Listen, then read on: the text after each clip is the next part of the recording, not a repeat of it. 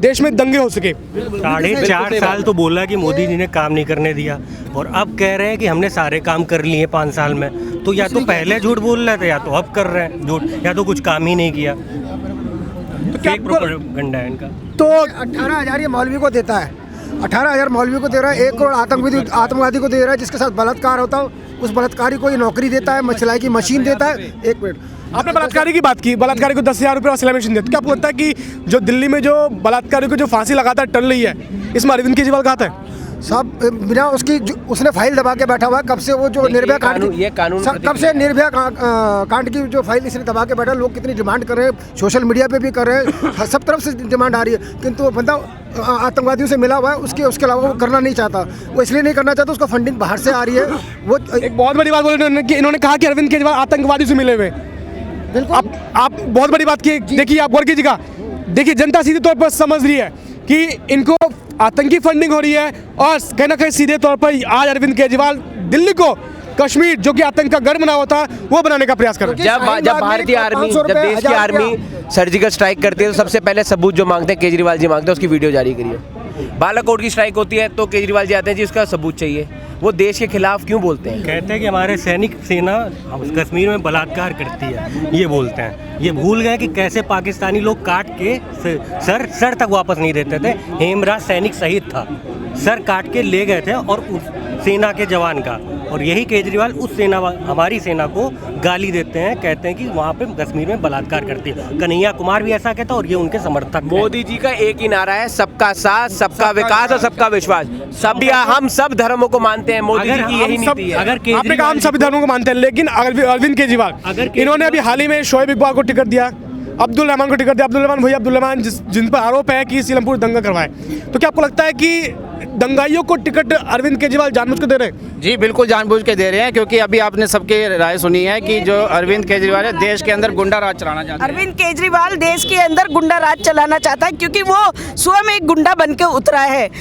उसने विश्वासघात किया जनता का, आकर के ये कहा था मुझे गाड़ी घोड़ा घर मकान कुछ नहीं चाहिए, मैं एक आम आदमी पार्टी आप लोगों के बीच में आया हूँ, आम बन के रहूंगा। लेकिन ऐसा कुछ भी नजर नहीं आया। तो ये टोटली एक गुंडे का हिसाब किताब होता है कि वो शरीफ बन करके आपके घर में घुसता है और फिर वो आपके अंदर केजरीवाल गुंडागर्दी उसने की, और गुंडागर्दी करने के बाद उसने पूरे हमारे हिंदुस्तान को तहस नहस करने की कोशिश जब भी की थी और अब भी वो कर रहा है। जेएनयू के लोगों को पीछे से भड़का रहा है और कई बार उसके अपने साथी भी चेहरा उनका सामने आया है।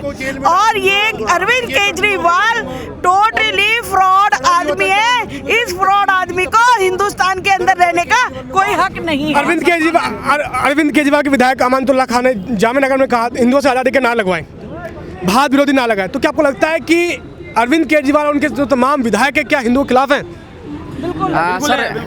बिल्कुल सर सीधा सा सवाल है। बच्चे तो वैसे ही निकलेंगे, तो जैसा केजरीवाल जी जितने भी प्रत्याशी हैं 5 साल सबके सब झूठे हैं, फेक डिग्रियां दिखाते हैं। देखिए, अगर आप देखिए 2011 के सेंसस के हिसाब से जो मुस्लिम है, मैं नाम नहीं लेना चाहूँगा, वैसे बता रहा हूँ मुस्लिम है, ये सेंसस है जनसंख्या आंकड़ों के हिसाब से 42.7% अशिक्षित है।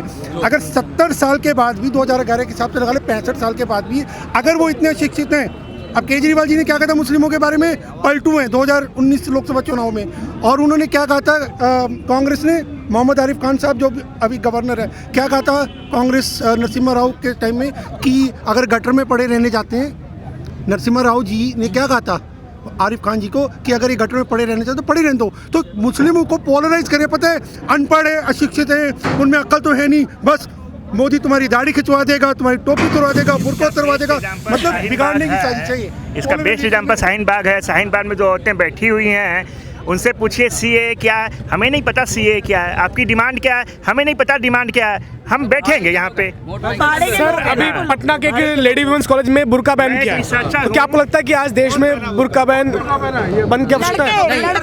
लड़कों ने लेडीज का मेकअप करके और बुर्का ओढ़ करके वो बीच में उतरे हैं लड़के। हमने खुद देखा है, उनका वीडियो हमने देखा हुआ है, वो लड़के हैं। और ये सिर्फ रिसर्चर हूँ, रिसर्च के आधार पर कह सकता हूँ कि शाहीन बाग एक सुनियोजित खंडन है और 2 महीने से ये हमारी सरकार की सहनशीलता है कि दिल्ली की देश की राजधानी में नेशनल हाईवे को, दिल्ली नोएडा नेशनल हाईवे को 2 महीने से लगभग जाम किए हुए हैं। उसके बाद सरकार कोई एक्शन नहीं ले रही है। यदि आप हम 2 मिनट इस रोड को जाम कर दें, पुलिस आएगी, लाठीचार्ज करके चली जाएगी। लेकिन हम सहनशीलता दिखा रहे हैं कि ताकि वो बदनाम न किया जाए कि देखो भाई मोदी आया और मुस्लिमों को मार के भाग गया।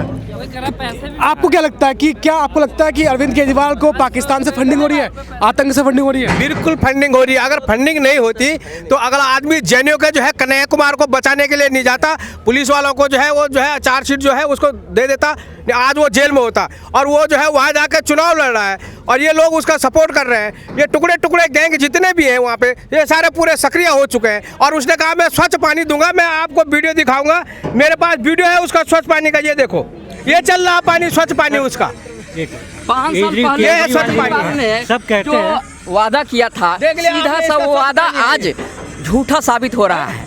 अब दिल्ली वालों से एक ही आग्रह है कि एक तरफ वह झूठा, वह भ्रष्टाचार का सरकार, वह आतंकियों का सपोर्टर, वह देश विरोधी गतिविधियों में शामिल रहने वाले जो आतंकी हैं, जो ये बाहर से घुसपैठी है, उनके सपोर्टर है, बलात्कारियों के सपोर्टर है। तो बस दिल्ली में ना ही काम हुआ है ना विकास हुआ है, सिर्फ और सिर्फ वोट बैंक की राजनीति को लेकर के वे लोग किसी खास कौम को लेकर के वे लोग सपोर्ट कर रहे हैं, उनके प्रति चिंता जाहिर कर रहे हैं। और सीधा सा बस वोट बैंक का उनका राजनीति है और सीधा कुछ नहीं है, विकास कुछ नहीं हुआ है। दिल्ली वालों से एक ही अपील है कि बस पूरे देश में नरेंद्र मोदी की अगुवाई में पूरे हर चौतरफा विकास हो रहा है। दिल्ली वालों के लिए भी ये मौका है कि देश में नरेंद्र मोदी का सरकार होना चाहिए, ताकि केंद्र और राज्य में जब एक सरकार होगा तो एक तरह से विकास होगा। अभी बात बुर्का की आई, तो क्या आपको लगता है कि आज देश में बुर्का बैन होना चाहिए? क्या आपको लगता है कि आतंक का सारा आज बुर्का है? नहीं, बुर्का बिल्कुल बैन होना चाहिए, क्योंकि सबको जीने का अधिकार है। ये थोड़ी कि बुर्का पहन के और लोग जो जेंट्स वहाँ पे बैठे हुए बुर्का पहन के जो है वो जो है वहाँ पे जो है जो लड़के हैं वो वहाँ पर आतंक फैला। अभी दीपक चौरसिया जी है वहाँ पे गए थे, उन्होंने देखा कैसे गुलामी का प्रतीक भी है। जब हमारे हिंदू धर्म में घूंघट प्रथा थी, जिसको गुलामी का प्रतीक घोषित करके इलीगल घोषित किया, जब यहाँ तक घूंघट प्रथा इलीगल है तो वो पूरा घूंघट बुर्का पहनना मानसिकता गुलामी की कैसे नहीं है? जी सब कहते हैं कि केजरीवाल जी, आपके समर्थक कहते हैं कि केजरीवाल जी IITian है, दिमाग की ज़्यादा है। तो उनको बताना चाहता हूँ कि ओसामा बिन लादेन भी एक मैकेनिकल इंजीनियर था। दूसरी चीज़, देखिए बहुत बड़ी बात कह दी, आतंकियों के साथ तुलना कर दिया केजरीवाल की। दूसरी चीज़ ये कि अगर आपके अंदर काबिलियत है तो आप चाय बेचकर भी प्रधानमंत्री बन सकते हैं। आपके अंदर काबिलियत नहीं है तो आपके परिवार के 3 प्रधानमंत्री हो और 3 धर्मों का आपके अंदर खून हो, फिर भी आप राहुल गांधी पप्पू ही रहेंगे। 65 किलो से जो है, देखिए 90 किलो। आगामी विधानसभा चुनाव नजदीक है, 8 तारीख को मतदान होना है और दिल्ली की जनता, देखिए आज हमारे साथ तमाम लोग जुड़े हुए, सीधे तौर पर अरविंद केजरीवाल को आतंकियों की श्रेणी में डाल ली है। इनका कहना है कि आतंकी फंडिंग के जरिए अरविंद केजरीवाल शाहीन बाग में विरोध प्रदर्शन करवा रहे हैं, साथ ही साथ जामिया में जो दंगे हुए वो अरविंद केजरीवाल ने कराए। और जो वो वही वोट देगा जिसके खून में मुगलिया खून दौड़ रहा होगा, वही वोट करेगा 8 तारीख को, नहीं तो सभी राष्ट्र हित में भाजपा को वोट करेंगे। विधायक थे भाई साहब, देखिए मैं बताऊं, आप शाहीन बाग वाला जो मुद्दा है, शाहीन बाग वाला मुद्दा जो है वो प्योरतः मतलब प्योरिटी के आधार पे जो है कांग्रेस और आम आदमी पार्टी द्वारा फंडेड है। वहाँ बुरके में लड़के जो है मेकअप करके जा रहे हैं, 500-500 रुपये मिल रहे हैं पर डे के, 500-500 रुपये। एक तरह से CAA लाकर नरेंद्र मोदी सरकार ने इन हरामखोरों को रोजगार देने का काम किया है, जो 500 रुपया प्राप्त कर रहे हैं। ठीक है, 500 रुपया डेली प्राप्त कर रहे हैं, ये एक प्रकार का रोजगार है। ठीक है, दूसरा बुर्का प्रथा पे आप जो बात कर रहे थे, बुर्का हमारे यहाँ घूंघट प्रथा थी जिसके लिए बहुत आंदोलन हुए, राजा राम मोहन राय और पता नहीं कितने लोगों ने आवाज लगाई। आज घूंघट प्रथा खत्म हो गई, नारी सशक्तिकरण ये इस लेवल पे पहुँच चुका है कि हमारी जो रक्षा मंत्री रही हैं निर्मला सीतारमण, आज के डेट में वित्त मंत्री संभाल रही हैं। तो इतना सशक्तिकरण अगर सनातन में है तो इस्लाम में क्यों नहीं? इस्लाम में भी बुर्का बैन होना चाहिए, सभी लोगों का पर्दाफाश होना चाहिए। आप जो हैं उसे दिखना जरूरी है, आप जो दिखना जरूरी है। अंत में मैं एक ही बात कहूँगा कि जज्बे शौक़े शहादत का क्या पूछिए, जब हथेली पे है हमने असर ले लिया, कत्ल होने से आखिर कहाँ तक डरे, जब कातिलों के मोहल्ले में घर ले लिया। भारत माता की जय। अभी हाल ही में पूर्व एमयू छात्र संघ अध्यक्ष ने कहा था कि हमारी कौम ऐसी है जो खत्म कर देगी। इस बयान को आप कैसे देखते हैं? जी, ये लोग का जो है भारत को फिर से बांटने का साजिश रच रहा है। और सबसे बड़ी बात तो ये है एनआरसी और सीएए जो है जिसके वजह से ये लोग ये कर रहे हैं, ये एक्चुअली इसके विरोध नहीं है लोग, इन लोग को कोई मुद्दा नहीं था तो इसको मुद्दा बना रहा है। सारे पढ़े लिखे हैं और सबको पता है कि सीएए जो है ये देश में नागरिकता देने का कानून है और गृह मंत्री। तो क्या आपको लगता है कि आज एनआरसी जरूरी है देश के लिए? एनआरसी बहुत ज़रूरी है देश के लिए, सीएए भी बहुत ज़रूरी है देश के लिए, क्योंकि ये भारत जो है इसमें बाहर से आने वाले बहुत है और गद्दार यहाँ पे ही भरे हुए हैं। गद्दार कौन? गद्दार जैसे केजरीवाल हो गया, ममता बनर्जी हो गया, कांग्रेस वाले हो गए, जो 70 साल से इस देश को गुमराह कर दिया। और आज जब मोदी जी सच्चाई को लोगों के बीच ला रहे हैं तो ये लोग कुत्ते बिल्ली की तरह मोदी जी के पीछे लग गए हैं। तो मैं कहना चाह रहा हूँ एक बात और कि केजरीवाल का जो 2013 का आंदोलन था उसमें मैं 4 घंटे लाखों लोग मेरे पीछे थे। 4 घंटे आपने आंदोलन की बात की, तो क्या आपको लगता है जिस प्रकार से आज विरोध प्रदर्शन हो रहा है शाहीन बाग में, जामिया में दंगे हुए, अभी विरोध प्रदर्शन भी हो रहा है, तो क्या आपको लगता है कि अरविंद केजरीवाल करवा रहे हैं? जी, इनके पीछे इन लोग का ही हाथ है। कल की रिपोर्ट में आपको बता रहा हूँ 120 करोड़ रुपया जो है इन लोग को 37 अकाउंट में अलग अलग तरीके से आ रहा है और इन लोग को जो पैसे दिए जा रहे हैं।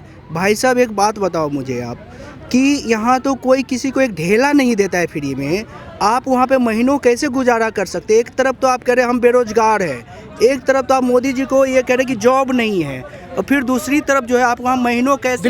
दिल्ली इस बार कौन आया दिल्ली में?